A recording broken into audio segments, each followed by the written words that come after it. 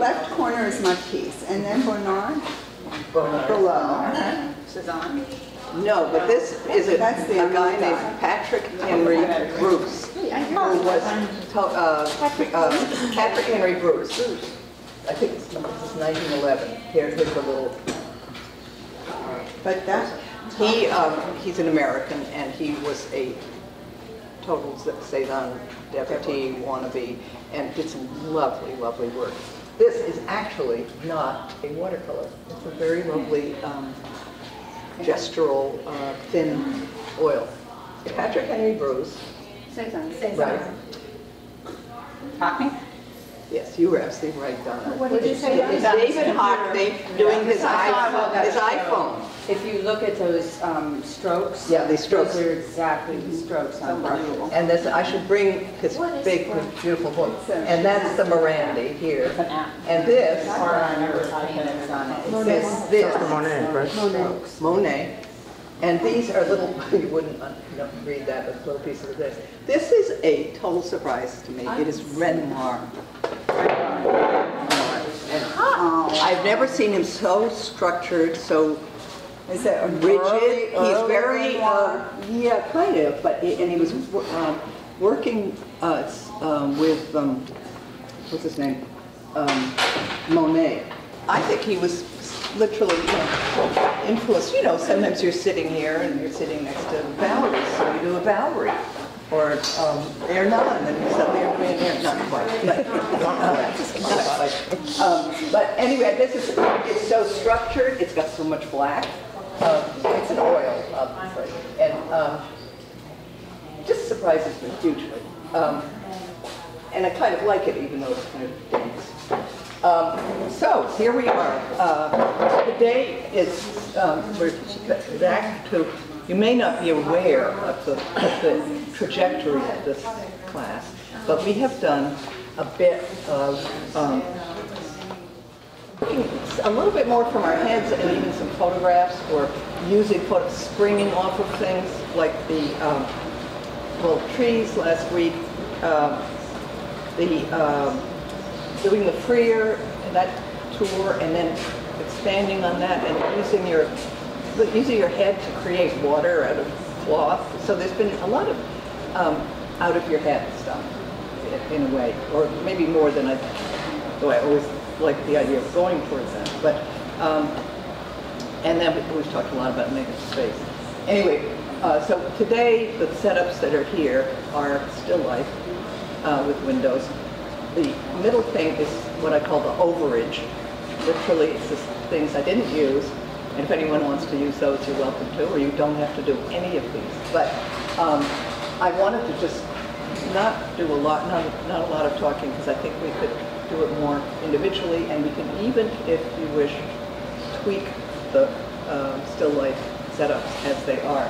I have a handout, two handouts.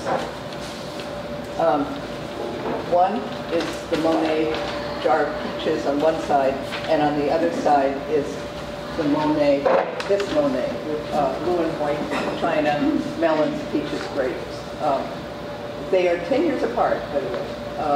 This is 1866. Yeah, and I think this is, well, not 10, 1875. If you think I'm wordy, and I am so often, I am really wordy here. There's a whole wordy side, and just blah, blah, blah, blah, blah. And on the other side, just to make up for that, there's another whole wordy side, blah, blah, blah, blah, blah.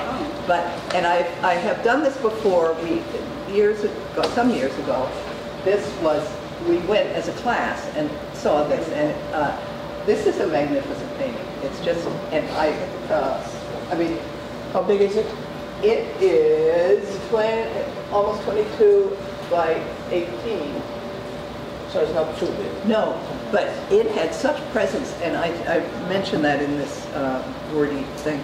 At the Phillips, you came in and it was just there, and it had a monumental feeling. And I think that this is an interesting point about painting. We sort of talked about size and presence and getting bigger or not.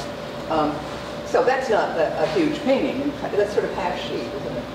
Or a little little bigger than half sheet. But it has such presence. Partly it's simplified, of course, and that gives it presence. And when you read my wordy, I'm not going to read it all. Presence, its monumentality, give you a quicker view of structure. And that's sort of something I think I'm always interested in.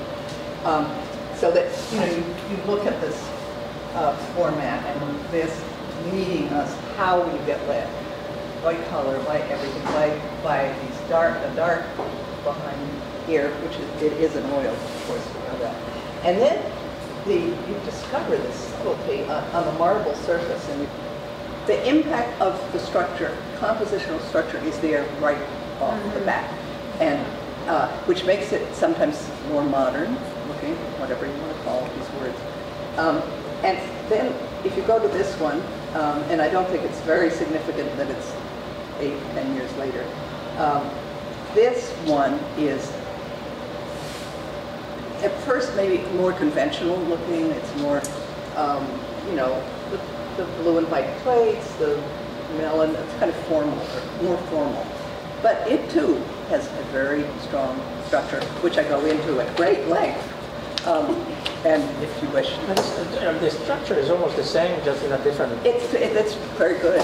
It is the same. Very similar. We get the same thing, and you get this follow the color. So when I have set up these windows, if you choose to do them, I've tried to incorporate issues like that, following following a color repeat. This usually a kind of a buttress, and this happens both in still life and in landscape.